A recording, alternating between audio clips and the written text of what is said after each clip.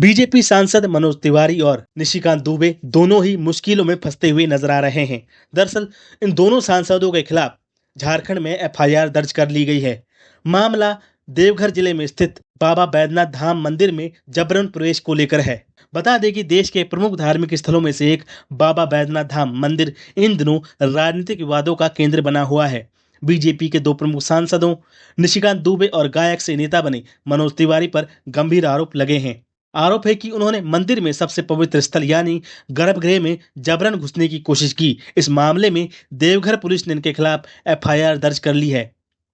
ये घटना 2 अगस्त रात की है। बताया जा रहा है कि रात करीब 8:45 से 9 बजे के बीच बीजेपी सांसदों और उनके साथियों ने मंदिर प्रशासन और पुलिस की रोक के बावजूद गर्भगृह में प्रवेश किया, जबकि श्रावण मास के चलते मंदिर में भारी भीड़ होती है और इसी कारण प्रशासन ने वीआईपी और वीवीआईपी प्रवेश पर स्पष्ट प्रतिबंध लगा रखा था।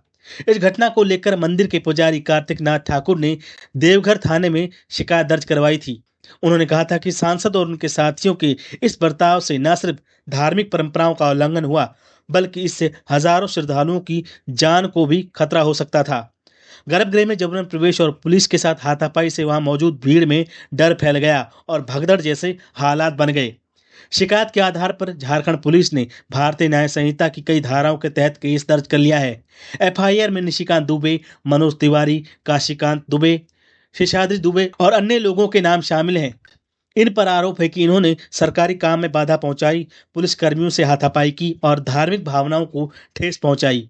श्रावण महीने में हर दिन लाखों श्रद्धालु बाबा बैद्यनाथ मंदिर में पूजा और जल चढ़ाने आते हैं। अब तक करीब 55 लाख कांवड़िए मंदिर आ चुके हैं। ऐसे में सुरक्षा व्यवस्था बहुत सख्त रखी जा रही है ताकि कोई दुर्घटना ना हो। लेकिन सांसदों की इस हरकत से न सिर्फ सुरक्षा इंतजामों की धज्जियां उड़ी, बल्कि आम श्रद्धालुओं के लिए भी संकट पैदा हो गया।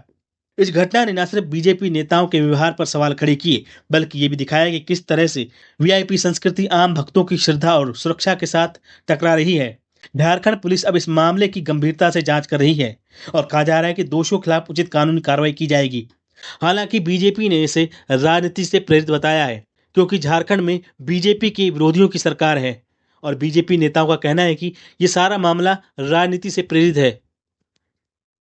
हालांकि निशिकांत दुबे और मनोज तिवारी की इस पर कोई प्रतिक्रिया नहीं आई है, लेकिन पुलिस का कहना है कि एफआईआर दर्ज हुई है तो कानूनी कार्रवाई सख्त होगी।